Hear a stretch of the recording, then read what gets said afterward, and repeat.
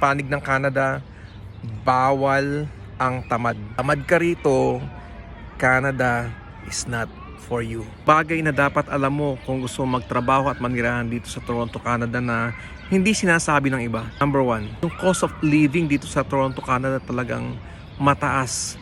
Mahal mamuhay dito sa Toronto, Canada. Yan ang katotohanan. Number 2, karamihan ng mga tao dito hindi lang isa ang trabaho na full-time.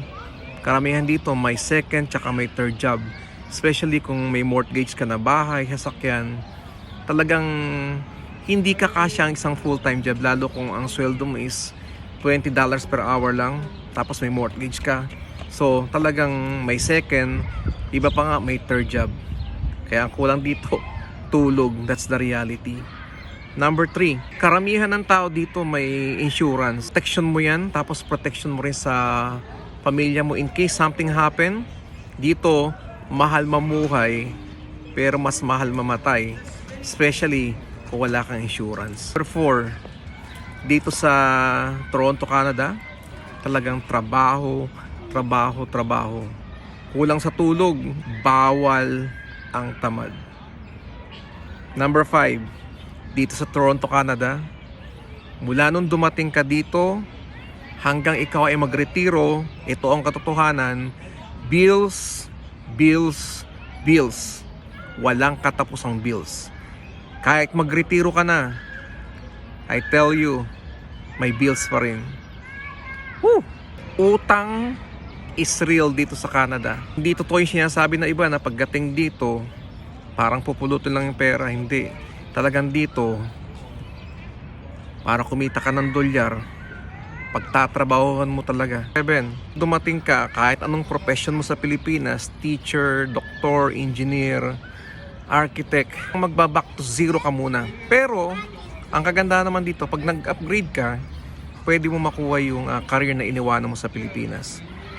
Pero majority talagang back to zero muna, tapos yung mga trabaho na kinukuha, kasi pagdating dito is majority survival. So kahit anong trabaho pinapasok para makasurvive muna, and then after makaipon, yan, balik na sa career, mag-aaral, mag-upgrade.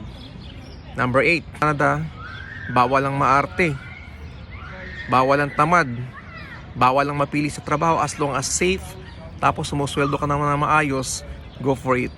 Number 9, mahirap pagsimula, pero kapag nakapag-adjust ka na, makakaipon ka naman talaga. Huwag ka lang maluho, huwag ka lang magastos. Talagang dapat dito alam nyo yung wants tsaka yung needs ninyo, tsaka huwag gastos ng hindi naman kailangan. Huwag magpasiklaban, wag makipagpayabangan. Kung di pa kaya, don't do it. Number 10, dito sa Toronto, Canada, hindi mo naman kailangan ng sasakyan kahit winter, malamig, kasi dito sa Toronto, Canada, accessible yung ng public transport lahat dito, ospital, yung trabaho, eskwelahan, grocery. Kaya kung di naman talaga kailangan ng sasakyan, malapit lang ang trabaho, subway to subway lang, huwag ka munang kumuha ng sasakyan kasi malaking gastos yan, insurance, so kaltas pa yan sa savings mo. Dito kailangan smart. Okay? So yun yung mga bagay na dapat alam mo kung gusto mo magtrabaho, manirahan dito sa Toronto, Canada.